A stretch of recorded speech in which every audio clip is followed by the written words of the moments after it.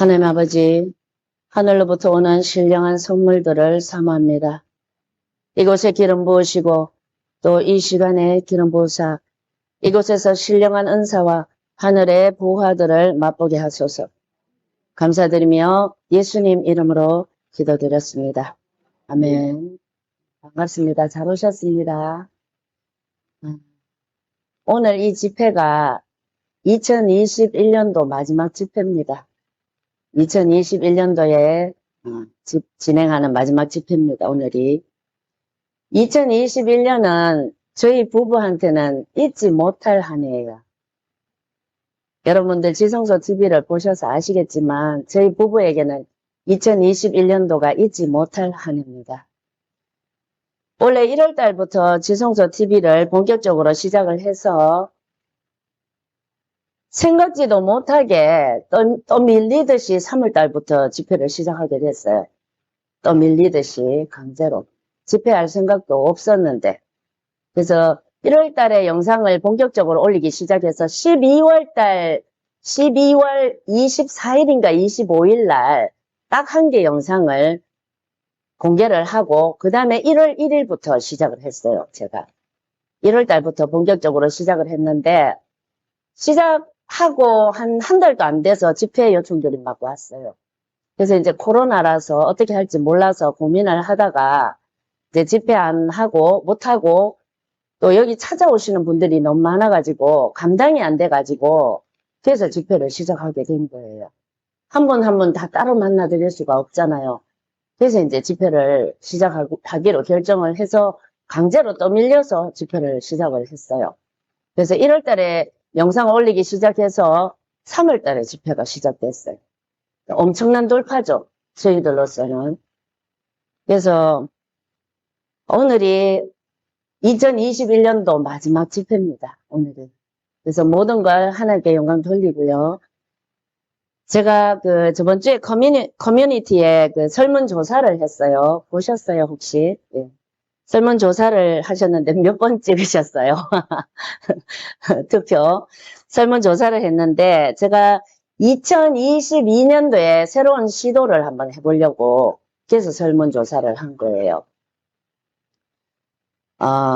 저희가 집회가 없을 때, 오후 예배 때, 여기에서 우리 교회 성도들과 함께 오후 집회 때 은사나 은사 사역에 대해서 질문을 받고 또 대답을 해주고 이런 시간을 갖다 보니까 그게 굉장히 유익하고 또 생각지도 못하게 풀어지는 것들이 많더라고요. 그래서 이제 집회가 없을 때 오히려 유익한 게 더 많이 풀어지더라고요. 그래서 이제 그것을 보고, 이거를, 실시간을 만약에 하게 된다면, 지금까지 실시간을 못했던 이유가, 교회만 오면 실시간이 안 돼요. 집에서 잘 되다가, 교회만 오면, 또 목회자 집회 때 얼마나 애를 먹었는지 몰라요. 이게 안 돼가지고. 멀쩡하게 잘 되다가 그래요.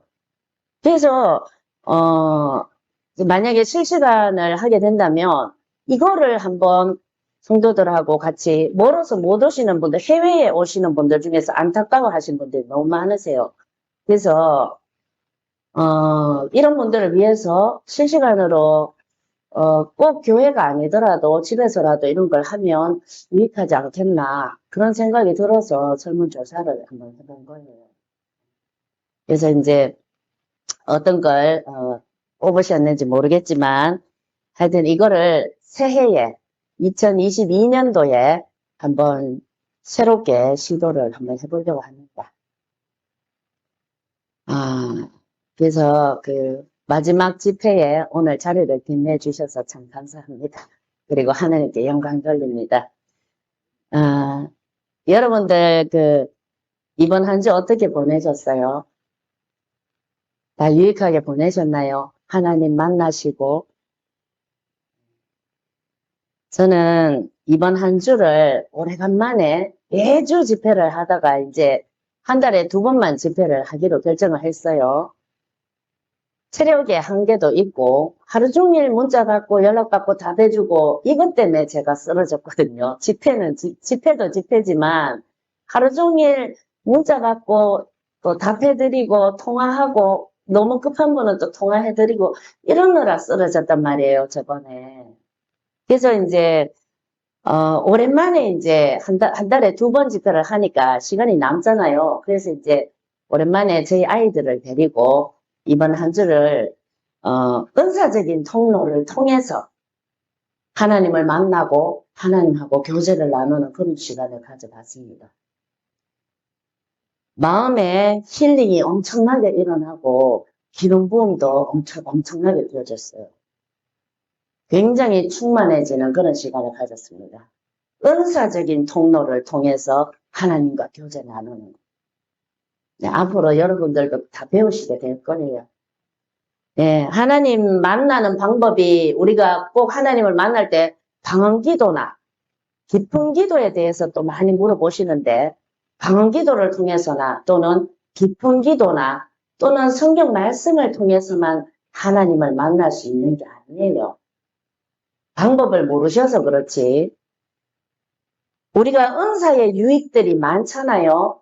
그 중에서 한 가지가 바로 특별한 방법으로 하나님을 만날 수 있다는 겁니다. 은사의 여러 가지 유익들 중에서 한 가지가 특별한 방법으로 하나님 만날 수 있다는 거예요. 하나님께서는 무소부재하시고 또 우리 안에도 계시고 내주에 계시잖아요. 그렇기 때문에 하나님을 만날 수 있는 방법은 무궁무진합니다. 굉장히 다양해요. 우리가 그것을 모르고 또 그것을 우리가 인간적인 이성으로 제한을 해서 그렇지 굉장히 다양하고 방법이 많습니다. 하나님 만날 수 있는 방법. 그래서 은사적인 통로를 가지고 하나님을 만나는 것은 색다른 기름 부음이 부어지고 색다른 충만함으로 들어갈 수 있는 그런 길이고 방법입니다. 그래서 저희 아이들이 어렸을 때는 가끔씩밖에 이런 시간을 못 갖고요. 우리 아이들이 어렸을 때는 굉장히 이런 시간을 자주 가졌는데 아이들이 크고 학교를 다니고 이렇게 하다 보니까 가끔씩밖에 이런 시간을 못 가지겠더라고요. 애들도 시간이 없고 또 2021년도에는 계속 동안 저희들이 또 바빴고 계속 그래서 이제 그런 시간을 한 번도 갖지는 못했었는데 근데 이번에 같이 아이들과 이번 주에 같이 그런 시간을 가져보면서 정말 깜짝 놀랐습니다. 그동안에 한 번도 이런 시간을 못 가졌는데 그럼에도 불구하고 성령 하나님이 저희 아이들한테 얼마나 강하게 부어 놓으셨는지 임파테이션이 되어가지고 예전에 제가 은사의 임파테이션을 인정 안 하던 사람이었어요. 인정 안 했어요. 은사의 임파테이션. 인정도 안 했고 믿지도 않았어요. 근데 성령님이 저희 가정에 행하시는 걸 보고 인정하고 받아들였어요. 저도 머리가 이성이 강력한 사람이라서 안 믿었어요, 예전에는. 근데 성령님이 이번에도, 지난주에도 애들하고 같이 시간을 나누면서 너무 깜짝 놀랐어요. 와, 이런 시간 한 번도 안 가졌는데 이렇게 강력하게 부어놓으셨네. 깜짝 놀랐습니다, 제가. 그래서, 너무 감사했죠. 너무 감사하고, 저희 부부가 보는 수준만큼 애들한테 부어놓으셨더라고요. 정말 깜짝 놀랐어요. 그리고 너무 감사했습니다. 물론 우리 생명책에 이름이 기록된 걸로 감사해야죠. 그걸로 기뻐하고. 그렇지만 우리가 다음 세대 아이들이 어떤 부르심을 받았든지 간에 각자 부르심이 다르겠죠. 어떤 부르심이든지 간에 우리 다음 세대 아이들이 부르심을 알고 가는 것과 모르고 가는 것은 하늘과 땅 차이예요. 정말 그래요. 우리 인재론적 관점에서 보면 하늘과 땅 차이라고. 물론 신론적인 관점에서 보면야 그렇지 않지만 인간론적인 관점에서 보면 부르심을 알고 가는 아이와 모르고 가는 아이는 하늘과 땅 차이입니다. 그래서 부르심을 아는 것이 굉장히 중요해요. 그래서 우리 아이들 다음 세대는 우리의 미래고 우리의 소망이기도 하지만 사실은 아이들은 하나님의 소망이세요. 예. 그래서 아이들을 향한 그 소망이 사실은 우리보다 하나님이 더 크게 갖고 계세요. 그래서 우리는 다음 세대를 준비시키고 양육하고 훈련시켜야 되는 겁니다. 그게 바로 하나님의 비전이기 때문에. 그래서 우리가 하는 겁니다. 그리고 또 한 가지 연락 오시는 분들 중에서 굉장히 어렵고 힘든 시간을 보내고 계시는 분들이 많으세요.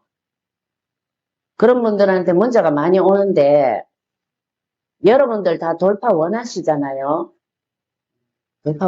돌파 안 원하시는 분은 한 분도 안 계실 거예요.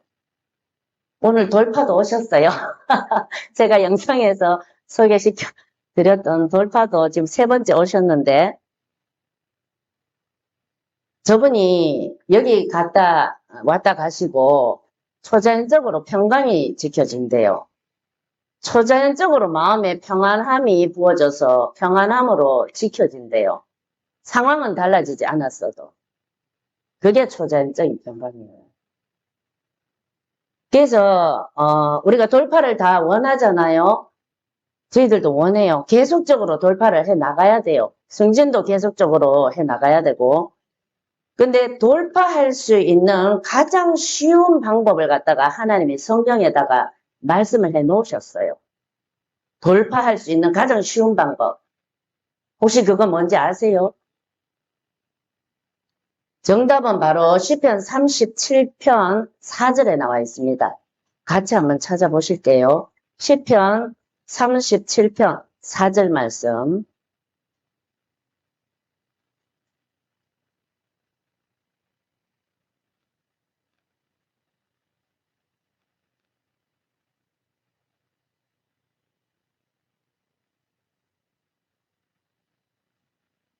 우리 오늘 돌파가 오셨는데, 돌파뿐만 아니라 여기 왔다 가신 분들이 몇 번씩 멀리서 오시는 분들이 많으세요. 강원도에서도 오시고 경기도에서 굉장히 많이 오세요. 경기도에서. 근데 오시는 분들이 다음번에 오실 때 제가 얼굴을 못 알아봐요. 너무 얼굴이 변해 있어가지고. 처음에 오실 때는 굉장히 눌리고 이렇게 어둠에 가려져서 오셨다가 얼굴 빛이 달라져서 오셔가지고 제가 못 알아봐요. 그런 분들이 많으세요. 그래서 알고 보면 그분이에요. 그래서 여기 왔다가 올라가시면서 기차 안에서 이해할 수 없는 눈물이 계속 몇 시간 동안 쏟아졌다. 근데 그 눈물을 흘리고 나서 집에 돌아가서 삶이 변하고 마음의 평강으로 계속해서 지켜지고 있다. 이렇게 말씀하시는 분들이 많으세요. 그게 부어져야 돼요. 그게. 자, 시편 37편 4절입니다. 함께 읽습니다. 시작.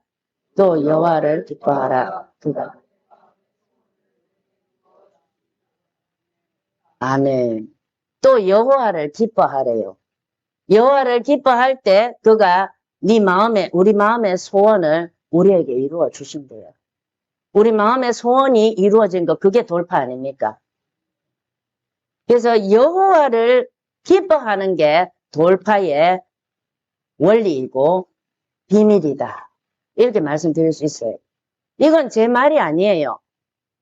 하나님이 이렇게 말씀해 주신 거기 때문에 약속을 이루시는 하나님, 아까 우리 찬양을 했잖아요. 약속을 이루시는 분이세요. 그냥 기록해 두지 않으셨다고 성경은. 그래서 반드시 하나님은 약속, 하나님 말씀대로 이루시는 분이 하나님이시기 때문에 여호와를 우리가 기뻐할 때 마음의 소원이 이루어지고 돌파가 나타나는 겁니다. 어렵고 힘든 상황 가운데 있는 분들은 이 말씀이 전혀 마음에 와닿지 않죠. 공감이 전혀 안 되잖아요. 어렵게 힘든 상황에 있는 분들은 이 말씀 전혀 와닿지 않아요. 제가 잘 압니다. 지금 힘들어 죽겠는데 무슨 여호와를 기뻐하나. 기뻐할 마음이 생겨야 여호와를 기뻐하지. 다 이러신단 말이에요. 저희들도 어둠의 터널, 고난의 터널을 걸어왔어요. 누구보다 잘 알아요. 가도 끝이 없는 것 같은 그런 터널을 지나왔다고요. 그래서 이 말씀이 전혀 마음에 와닿지도 않고 공감도 안 되었어요. 그러나 인간으로는 불가능하지만 성령으로는 가능합니다. 저희가 고난의 터널을 지나올 때 손톱 발톱이 다 부서지는 줄 알았어요. 진짜 속된 말로 저는 혓바닥이 땅바닥에 꽂히는 줄 알았어요. 진짜로. 운동화가 다 떨어지고 영적으로 볼 때 운동화가 다 떨어지고 옷이 헤이고 물론 약속의 말씀에는 그렇게 안 돼 있죠. 너희도 옷이 헤이지 않았고 운동화가 딸지 않았다 그랬잖아요. 신이 딸지 않았다 그랬지만 우리가 느끼기에는 그렇게 느껴질 수밖에 없다고요. 가도 이 어둠의 터널은 끝나지 않을 것 같고 아무리 내가 목이 말라서 죽을 것 같아도 응답 없는 하나님인 것처럼 느껴졌고 아무리 가도 이 사막의 길이 끝날 것 같지 어둠의 길이 끝날 것 같지 않더라고요. 근데 그 길을 저희가 걸어왔습니다. 그런데 어느 시점부터 뭐가 부어지느냐 하면은 초자연적인 평강이 부어지기 시작했어요. 초자연적인 평강. 내 상황과 문제, 환경은 전혀 달라진 것도 없고 변한 것도 없는데 내 마음이 저절로 지켜지기 시작하고 그전에는 초자연적인 평강이 뭔지도 몰랐고 초자연적인 평강을 알기는커녕 그런 게 있는지조차도 모르고 살았어요. 그런 게 있는지조차도 몰랐어요. 그런데 이론이 아니라 실제로 성령님에 의해서 마음과 생각이 저절로 지켜지고 아까 우리가 읽었던 시편 37편 4절 말씀처럼 하나님 자체로 기뻐하고 하나님 자체를 즐거워하는 그런 신기한 초자연적인 평강이 부어지기 시작했어요. 그 평강이 부어지더니 진짜로 돌파가 일어났습니다. 그래서 그때 이게 초자연적인 평강, 하늘로부터 부어지는 평강이구나. 그때 깨닫게 됐어요. 그때. 이런 게 정말로 있구나. 그때 깨닫게 됐어요. 내 환경은 아무 변화가 없어. 달라지지도 않았어. 그런데 초자연적으로 마음이 지켜지고 평안한 거예요. 이게 부어지면 돌파가 일어납니다. 여기에 대해서 말해주고 있는 성경 구절이 또 있어요. 시편 107편 30절 같이 찾아보십니다. 시편 107편 30절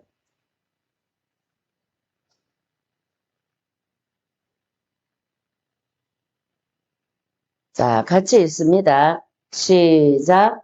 그들이 평안함으로 말미암아 기뻐하는 중에 여호와께서 그들이 바라는 항구로 인도하십니다.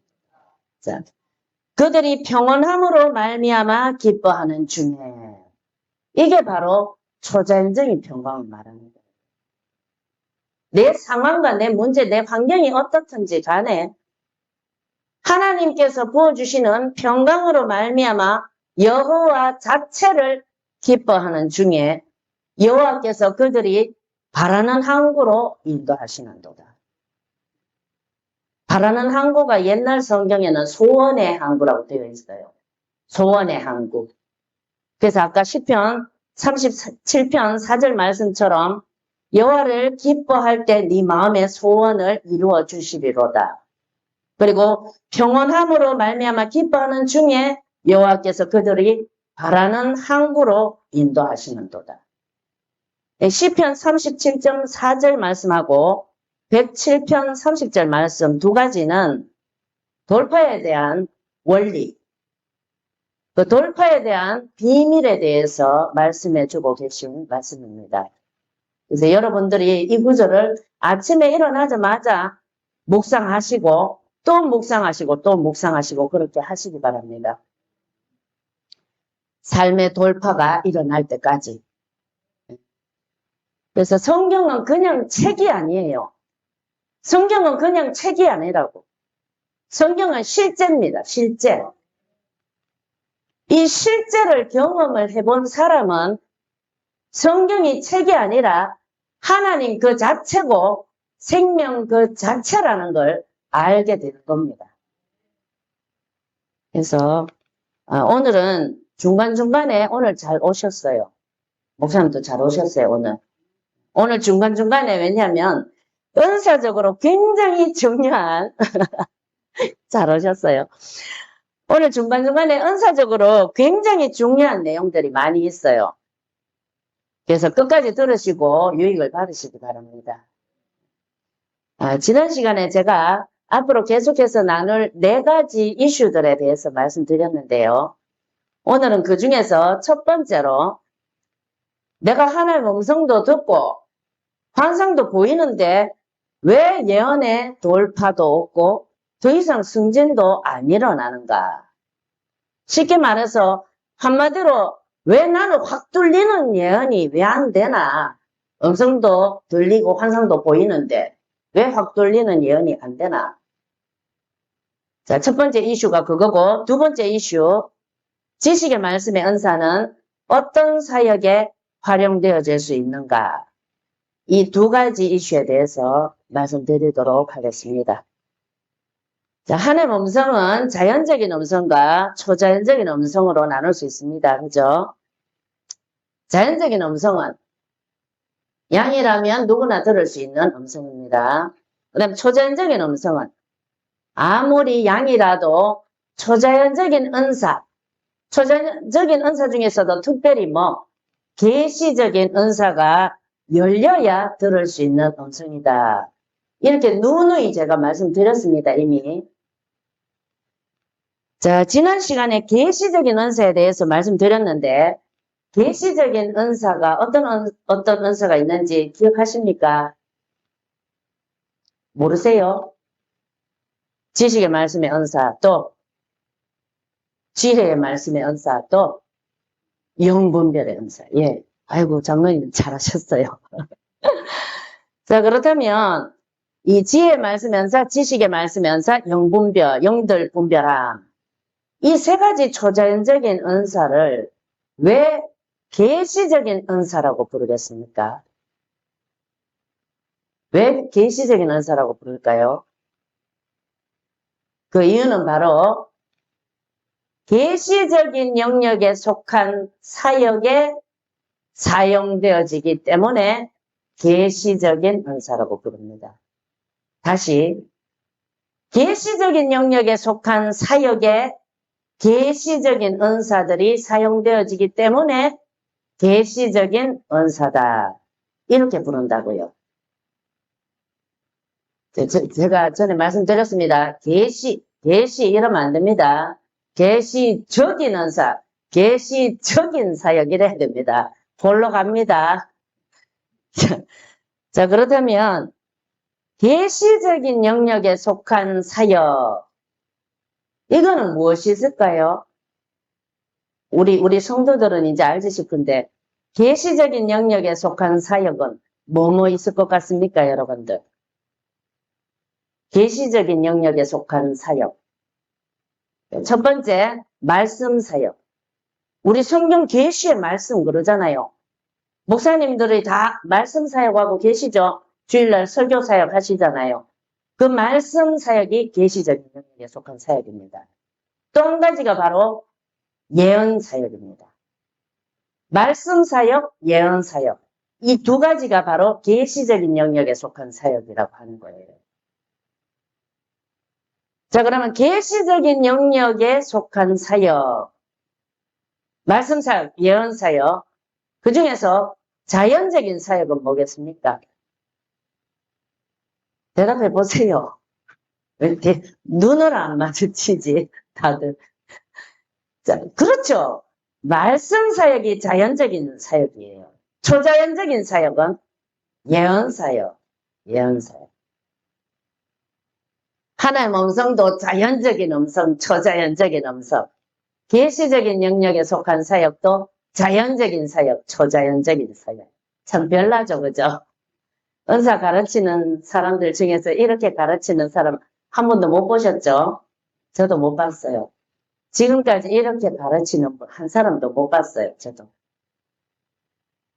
왜 그러냐면 제 성향이 논리적인 성향이라서 그래요. 논리적이라서 제가. 이과 출신이잖아, 이과 출신. 한의사 되려고 그러다가 이쪽으로 잡혀왔기 때문에 논리적인 성향이라서 이렇게 하나하나 따지는 거예요. 그래서, 제가 어디 가서 배운 게 아니라, 어디 가서 은사를 배운 게 아니라, 은사를 제가 연구를 했기 때문에 이렇게 가르쳐 드릴 수 있는 거예요. 논리적으로. 자연적인 음성, 초자연적인 음성. 자연적인, 계시적인 사역 중에서 자연적인 사역, 초자연적인 사역. 이렇게.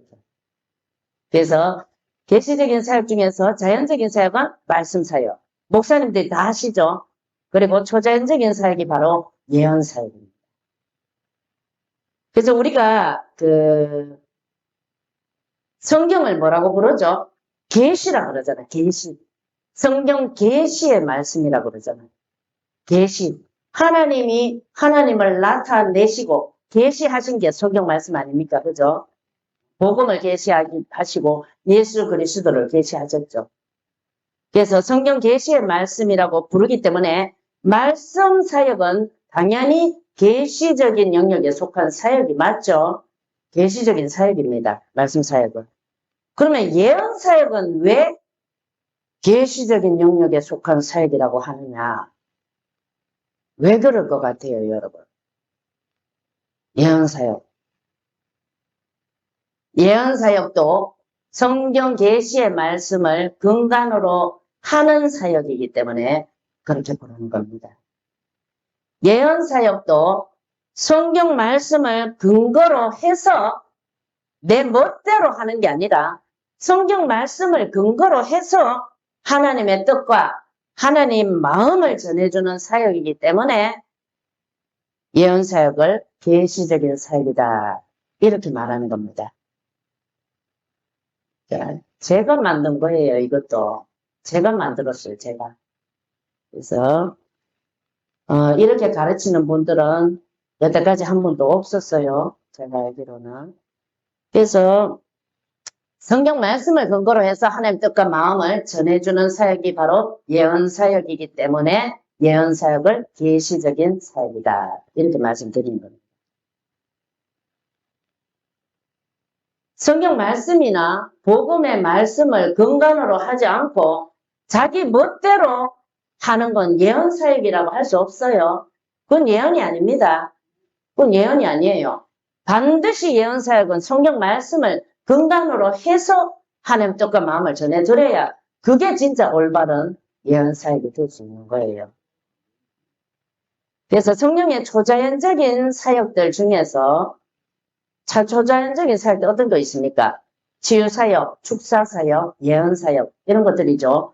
초자연적인 사역들, 이런 초자연적인 사역들 중에서 특별히 예언사역은 성경 계시의 말씀에 근간을 둔 사역이고 그래서 계시적인 사역이기 때문에 성경 계시의 말씀을 모르면 사역이 가능하겠습니까? 불가능하겠습니까? 불가능할 수밖에 없어요. 내 멋대로 하는 게 아니잖아.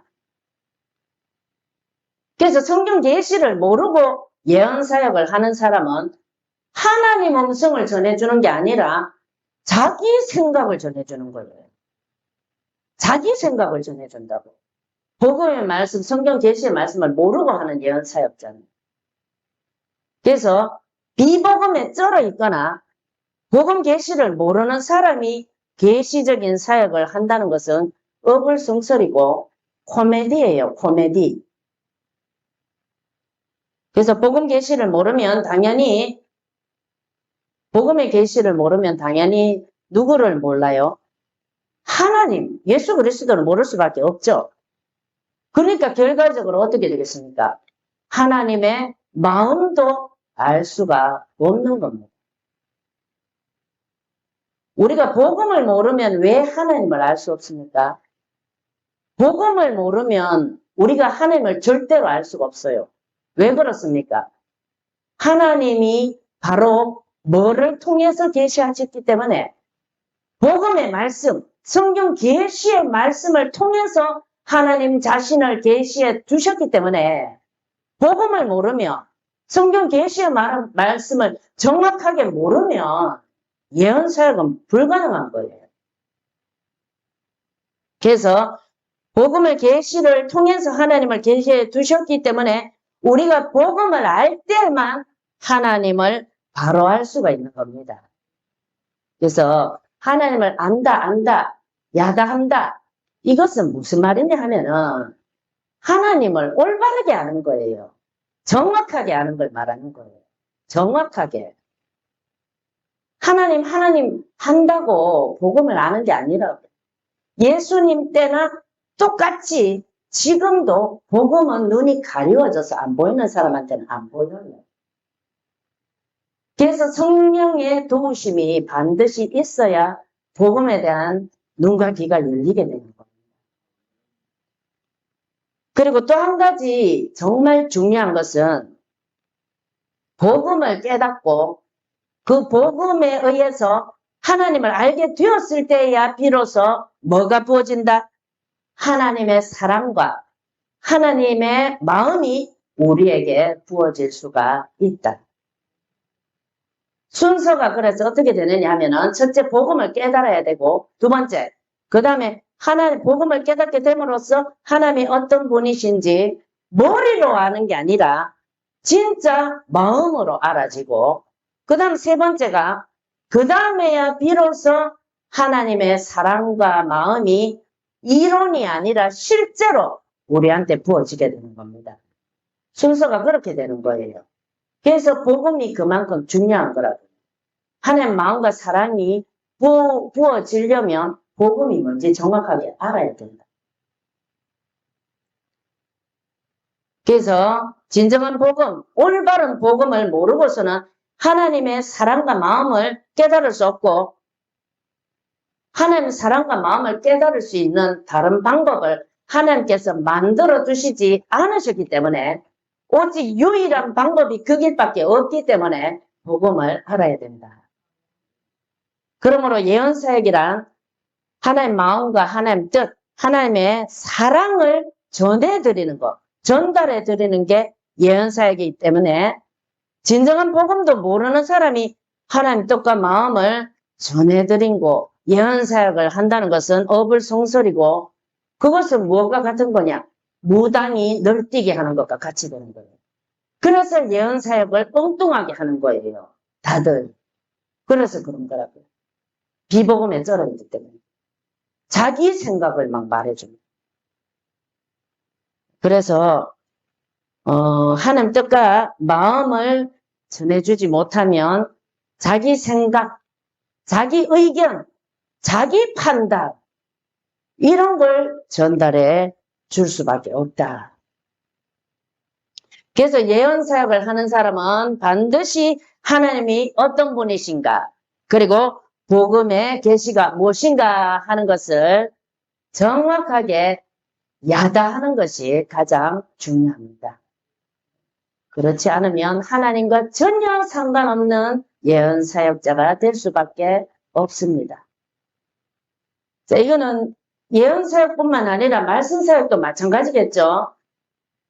예언사역, 말씀사역 둘 다 계시적인 영역에 속한 사역이기 때문에 복음의 계시가 무엇인지 정확하게 깨닫는 것이 어떤 것보다 가장 중요하다고 할 수 있습니다.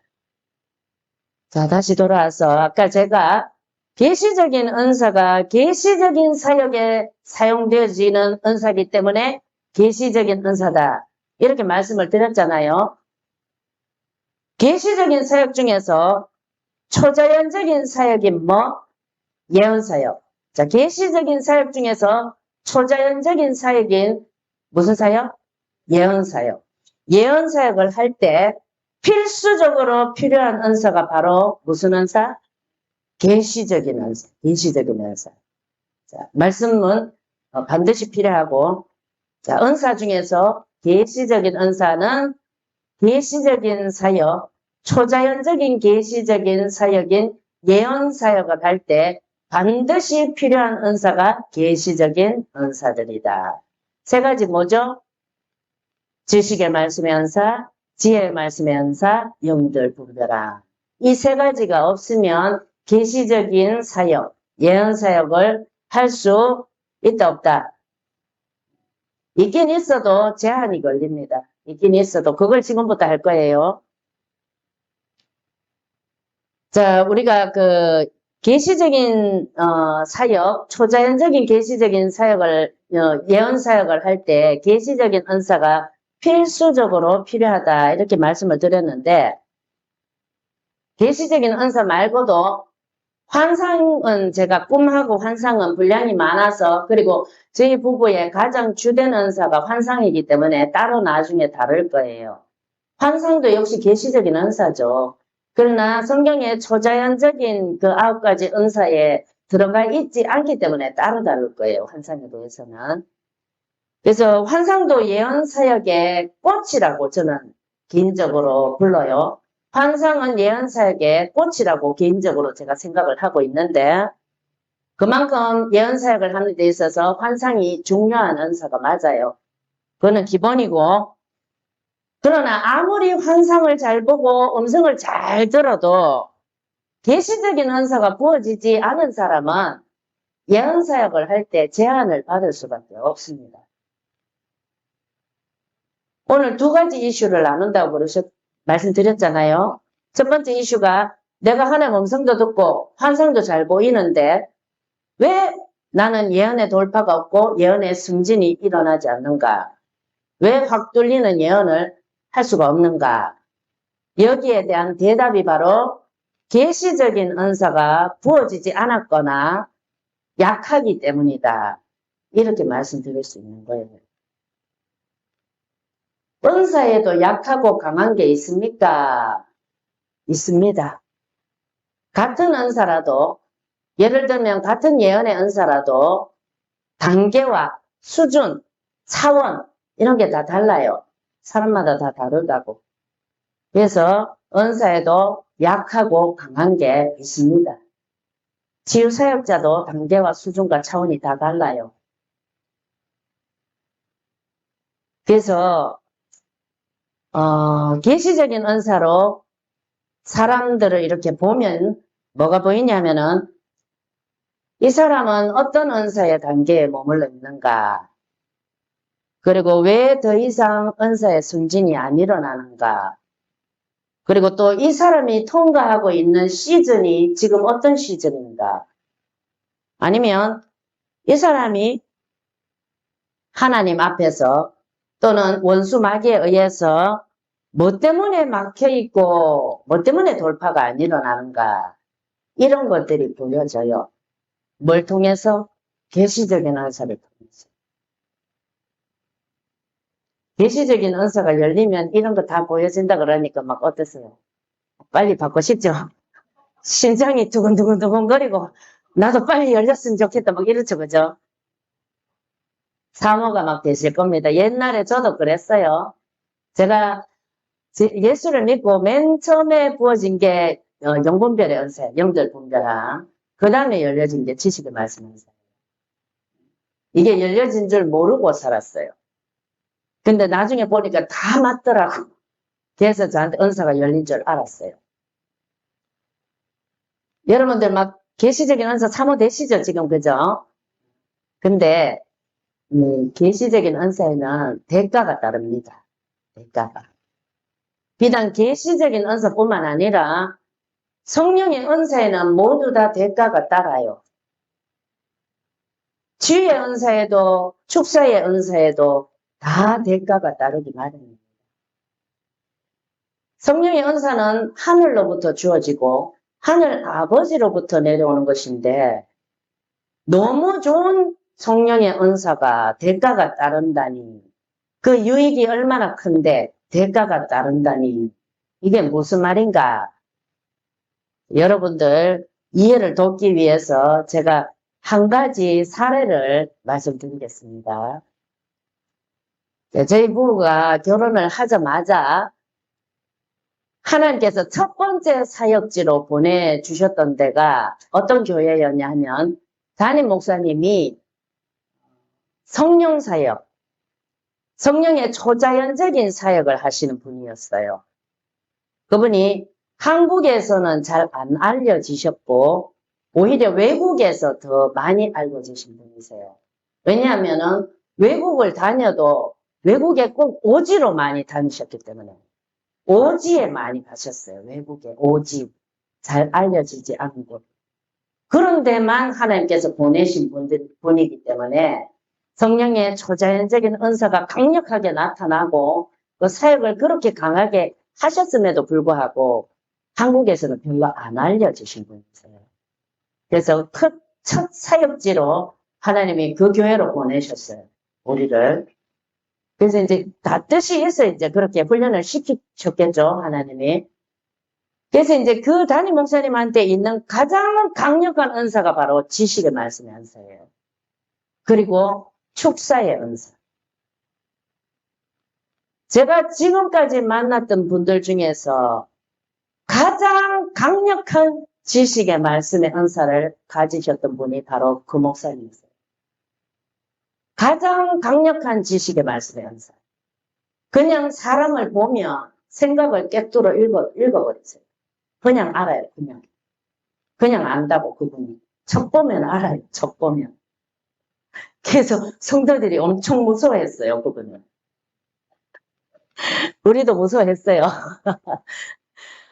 그래서 이제 그 담임 목사님이 지식의 말씀의 은사가 굉장히 강력하신 분이시고 사람의 생각도 꿰뚫어 보시고 그런 초자연적인 은사가 있으시니까 세계를 다니면서 오지를 다니면서 성령의 그 초자연적인 사역을 강력하게 하시다 보니까 원체 강력하게 그분이 그 성품도 굉장히 강력하세요. 그분이 리더십도 굉장히 강력하시고 그러다 보니까 그 교회 여자 성도님들이 그 목사님을 너무 사모해가지고 너무 목사님을 사모해가지고 그 담임 목사님 사모님을 갖다가 대놓고 막 질투를 하는 거예요. 그런 일이 막 생겼어요.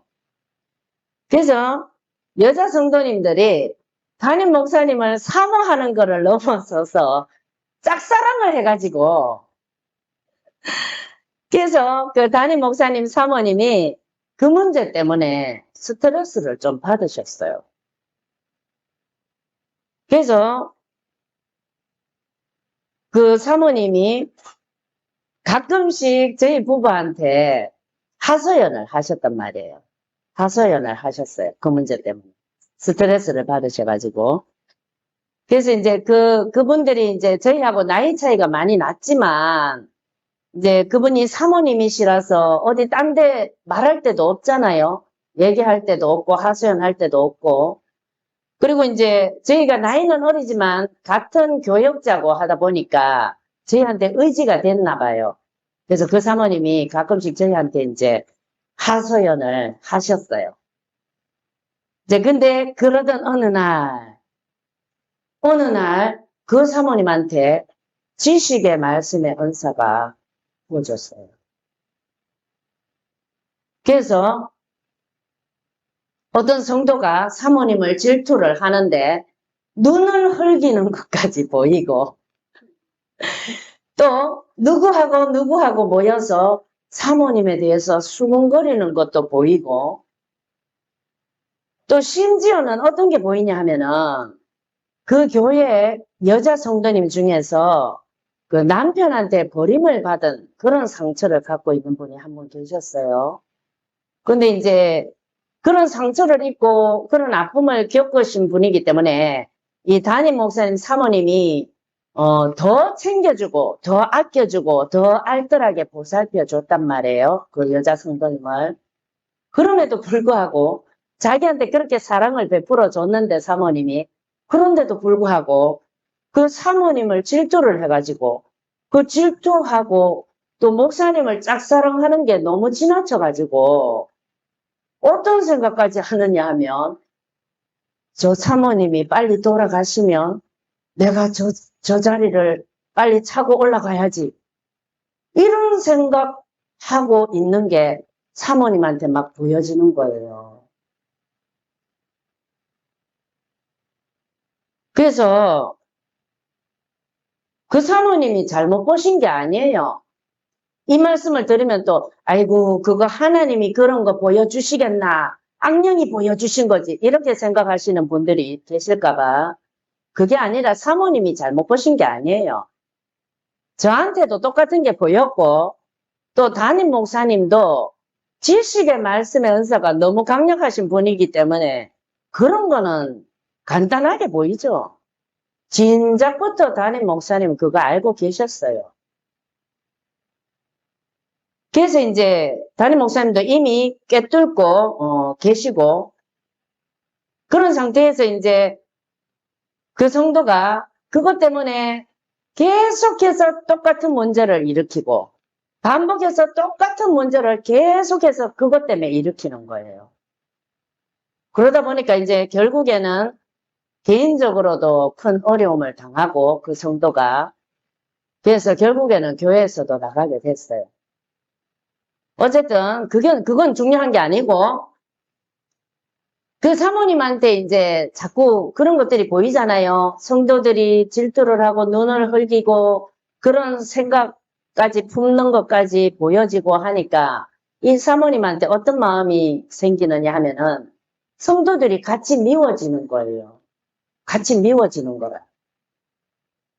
그래서 그것 때문에 새벽기도 가서 기도를 하고 해도 자꾸 미워하는 마음이 없어지지 않고 원망을 하게 되고, 내가 저렇게 잘해줬는데 나한테 이렇게 하다니, 이런 괴로운 마음이 생기고 하나님 앞에 그것 때문에 자꾸 죄를 짓게 되고, 그러다 보니까 이 사모님이 괴로워서 결국에는 하나님한테, 하나님 차라리 저한테 은사 걷어가 버리세요, 이렇게 기도를 했어요. 그래서 얼마 후에 정말로 진짜 하나님께서 은사를 걷어가 버리셨어요. 근데 그 사모님뿐만이 아니라 여기 오시는 성도님들 중에서 몇몇 분이나 똑같은 말씀을 하셨어요, 저한테. 예전에는 은사가 있었는데 다 보여지고 다 알아졌대요. 근데 그것 때문에 너무 힘들고 괴로워서 차라리 은사 걷어가 주세요, 이렇게 기도했더니 하나님이 정말로 은사 걷어가셨다. 근데 지금은 후회스럽다, 이렇게 말씀하시는 분들이 의외로 많으세요. 여기 오셔서. 만약에 여러분들이라면 어떻게 하시겠습니까? 이런 경우에. 어떻게 하시겠어요? 성령의 은사는 신령한 것이고 유익이 큰 만큼 본인이 감당해 나가야 하는 부분도 분명히 있을 수 있기 때문에, 아까 말씀드렸던 대가가 따르는 일이 있을 수도 있기 때문에 은사를 체계적으로 잘 배우는 것뿐만 아니라 하나님 앞에서 은사가 선하게 잘 사용되어지고 또 하나님 영광을 위해서 사용되어질 수 있도록 자기 자신도 잘 관리를 해 나가야 하는 것이 반드시 필요합니다. 성령 안에서 자기 관리가 안 돼가지고 은사에 의해서 삼키워진 바 된다면 자기 자신한테도 유익이 될 수 없고 교회 공동체에도 유익을 줄 수가 없는 겁니다. 그래서 은사는 자기 생각, 자기 마음을 잘 관리하고 다스릴 줄 알아야 하는 겁니다. 누구 힘으로 그렇게 해야 됩니까? 그렇죠. 내 힘과 내 의지로 다스리는 게 아닙니다. 성령의 힘과 성령의 도우심으로 관리하고 다스려 갈 때 생각과 마음이 지켜지게 되고 저절로 지켜지게 되고, 지켜야지, 내 힘과 내 의지로 지켜야지, 이게 아니라 성령의 힘과 성령의 도우심으로 지켜질 때 진짜 저절로 지켜지는 거예요. 진짜로 저절로 지켜지는 거예요. 그렇게 될 때 흔들림 없이 은사를 사용할 수가 있는 겁니다. 자, 다시 계시적인 은사로 돌아와서, 아까 첫 번째 이슈, 내가 환상도 열리고 하나님 음성도 듣는데 왜 예언 사역을 할 때 제한이 느껴지고 확 뚫리는 예언을 하지 못하나? 여기에 대한 대답이 뭐다? 계시적인 은사가 부어지지 않았거나 약하기 때문에. 이렇게 말씀드렸습니다. 그죠? 자, 그리고 또 한 가지 더 있어요. 이것 말고 또 한 가지 더 있어요. 많은 사람들인지는 잘 모르겠지만 몇몇 분들이 환상을 보고 환상을 해석을 해서 예언 사역을 할 수 있다. 이렇게 생각하시는 분들이 많으신데 뭐라고? 환상을 보고 환상을 해석을 해서 예언 사역을 할 수 있다. 이렇게 생각하시는 분들이 많으시다고.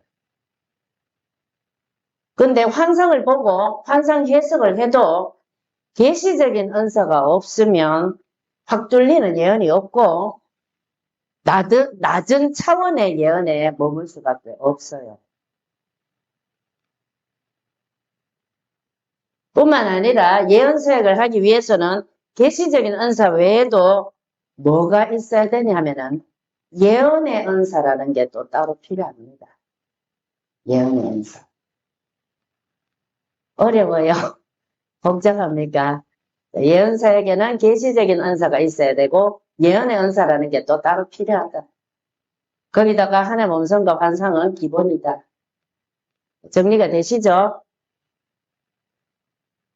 재밌습니까? 네. 계시적인 은사 외에도 예언의 은사라는 게 또 따로 필요가 합니다. 예언 사역에는. 그래서 예언을 가르치는 분들 중에서도 이거 모르는 분들이 많으세요. 그렇기 때문에 이렇게 가르칠 수 있는 사람은 거의 없습니다. 은사를 사모하시는 분이라면 지금 흥미진진하실 거예요. 야, 은사의 세계에 저런 게 있었구나 하실 겁니다. 수많은 초자연적인 은사들이 사역을 할 때 각각 다른 역할을 하고 서로 유기적인 작용들을 해서 사역을 가능하게 만드는 겁니다. 아시겠어요? 환상 해석만 해가지고는 예언 사역이 이루어질 수 없어요. 오늘 주제가 예언 사역이 아니고 하나님의 초자연적인 음성, 그 중에서도 지식의 말씀의 은사인데, 자, 이제 두 번째 이슈로 넘어가겠습니다. 지식의 말씀의 은사, 지혜의 말씀의 은사, 영들 분별함. 이 세 가지가 계시적인 은사입니다. 그죠? 그렇다면 이 계시적인 은사들은 계시적인 사역을 할 때만 필요한가?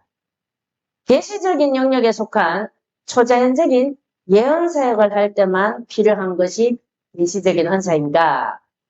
이렇게 물으신다면 대답은 아닙니다. 계시적인 은사들은 치유사역, 축사사역에도 아주 많이 활용이 되어져요.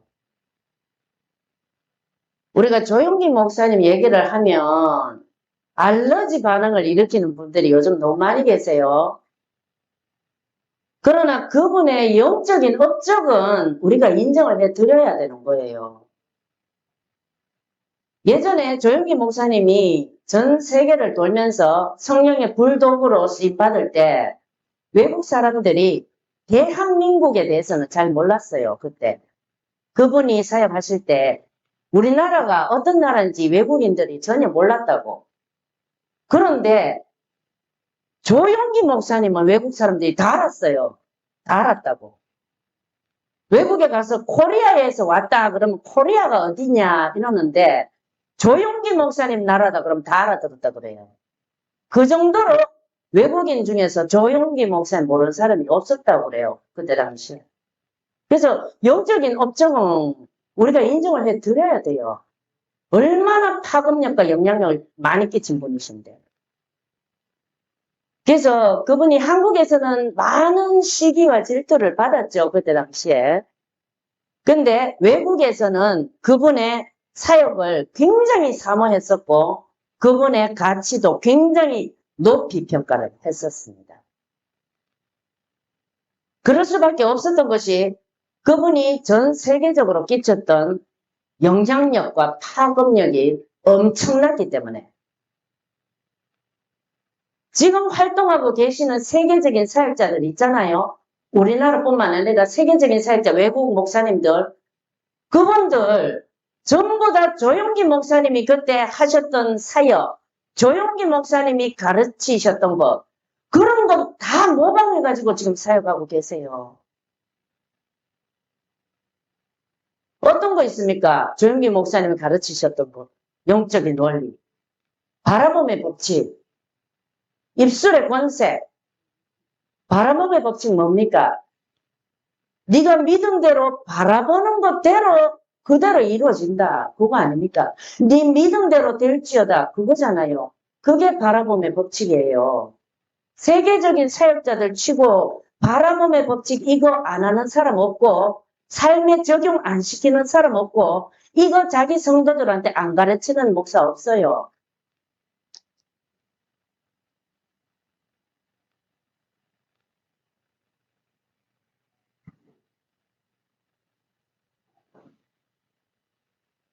그리고 입술의 권세 뭡니까? 입술의 권세. 성도들의 말과 혀에는 권세가 있다. 그거 아닙니까? 그죠? 성도들의 말하는 것, 입술에는 권세가 있어서 말과 혀를 다스릴 줄 알아야 된다. 조영기 목사님 거예요, 그거. 그 가르침. 세계적인 사역자, 우리나라 사역자도 그거 지금 사용 안 하는 사람 누가 있습니까? 다 사용하잖아요. 그 원리 다 적용시키잖아요. 그래서 조영기 목사님의 영적인 세계에 대한 비밀, 영적인 원리, 여기에 직접적으로 영향을 받았거나 아니면 한 세대를 건너뛰어서 간접적으로라도 영향을 받으신 분들이 지금 다 활동하고 계세요. 근데 그 조용기 목사님의 영적인 업적과 사역들 가운데서 성령께서 두드러지게 역사하셨던 사역이 있죠. 그게 바로 지식의 말씀의 은사를 통한 치유 사역입니다. 여러분들 한 번쯤 보셨을 거예요. 여의도 순복음 교회에서 그 예배 끝나고 나서 조용기 목사님이 뇌종양이 있는 분이 계시는데 성령께서 지금 고치셨습니다. 아니면 뭐 임신을 못 하시는 분이 여기 계시는데 성령께서 지금 태의 문을 여셨습니다. 이런 거 보셨죠? 그게 바로 지식의 말씀의 은사를 통해서 사역하시는 치유 사역이에요. 그래서 지식의 말씀의 은사를 통해서 이루어지는 치유 사역, 그걸 조용기 목사님이 하신 거예요. 그래서 우리가 지식의 말씀의 은사에 대해서 2시간에 걸쳐서 제가 말씀을 드렸는데 지식의 말씀의 은사가 뭐라고? 전혀 정보가 주어지지 않은 상태에서 어떤 특정한 정보가 초자연적으로 주어지는 은사가 지식의 말씀의 은사라고 그랬잖아요. 초자연적으로 특정 질병에 대해서 특정한 정보들이 조영기 목사님한테 주어졌던 거예요. 그래서 조영기 목사님의 이런 지식의 말씀의 은사를 통해서 행하시는 치유사역은 그 후에 세계적인 치유사역자들한테 엄청난 영향력을 끼쳤고 그 후에 이런 식으로 치유사역을 하시는 목회자들이 엄청나게 많이 일어났어요. 우리나라뿐만 아니라 전 세계적으로. 물론 조영기 목사님 전에도 그런 식으로 치유사역 하시는 분들이 있었어요. 근데 한국의 조영기 목사님의 영향력과 파급력은 엄청나게 대단했어요. 그 위력이. 이걸 모르시는 분들이 너무 많기 때문에 안타까운 마음에서 제가 이 시간에 말씀드리는 겁니다. 그래서 어쨌든 계시적인 은사들, 이런 은사들은 예언사역뿐만 아니라 치유사역에 있어서도 엄청난 뭐를 가져온다? 승진을 가져오는 은사입니다. 계시적인 은사는 예언사역뿐만 아니라 치유사역에도 엄청난 승진을 가져온다고. 조영기 목사님도 처음부터 그렇게 사역하신 게 아니에요. 치유 사역을 하고 계셨지만 성령께서 어느 날 자꾸 환상을 보여주셔가지고 아, 이게 지금 성령 하나님의 신호구나 받아들이고 치유 사역을 입술로 선포했을 때 엄청난 치유 역사가 일어났던 거예요. 그래서 그분의 치유 사역에 있어서 혁명적으로 엄청난 승진과 돌파가 일어났었죠. 지식의 말씀의 은사 때문에. 그래서 지식의 말씀의 은사는 예언사역뿐만 아니라 치유 사역에도 엄청난 승진을 가져오는 겁니다. 그냥 병 고치는 은사를 통해 갖고 손을 얹고 기도해서 병을 고치는 것보다 지식의 말씀의 은사를 통해서 성령께서 사역자한테 어떤 특정한 질병에 대해서 보여주시고 알게 하신다는 것 자체가 뭡니까? 그것 자체가 뭡니까? 성령께서 그 시간에 내가 그 질병을 고치겠다 선포하시는 거 아닙니까? 성령이 직접 선포하시는 거예요. 그러니까 그 질병은 나을 수밖에 없는 거예요. 물론 우리 앉아있는 그 성도들도 믿음으로 화답을 해야 병이 나을 수 있지만 지식의 말씀의 은사를 통한 치유 사역은 엄청난 돌파를 가져옵니다. 엄청난 승진이 있는 거예요. 성령 하나님의 선포이기 때문에 내가 그 질병을 사역자에게 보여주고 내가 이걸 지금 고치겠다. 선포이기 때문에. 그래서 지식의 말씀의 은사를 통해서 치유 사역을 하는 것은 승진과 돌파가 일어나는 게 당연한 겁니다.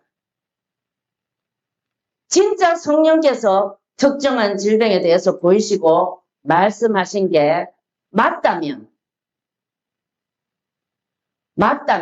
진짜 성령께서 보이시고 말씀하신 게 맞다면 반드시 낫는다. 제가 늘 말씀드렸죠. 진짜 하나님의 음성이라면 어떻습니까? 실제로 이루어진다. 진짜 지식의 말씀의 은사라면 실제로 반드시 병이 낫는다. 자, 신명기 18장 22절 뭡니까? 만일 선지자가 있어 여호와의 이름으로 말한 일에 증언도 없고 성취함도 없으면 이는 여호와께서 말씀하신 것이 아니요. 이것 가지고 뭐 토를 달고 할 거 없어요. 우리는 성경대로 하면 되는 거예요.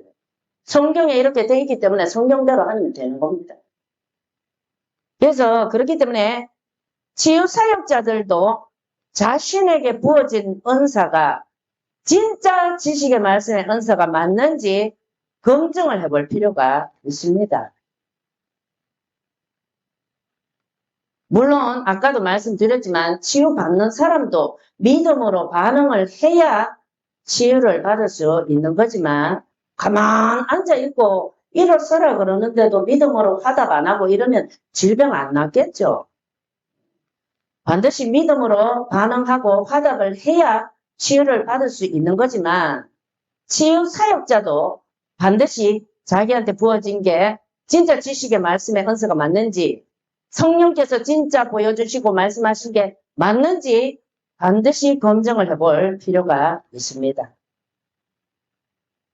왜냐하면 진짜 성령의 사역, 진짜 훌륭한 치유 사역자도 있지만 조영기 목사는 흉내를 내는 사람도 그 후에 많이 일어났기 때문에 그래서 검증을 해봐야 되는 겁니다.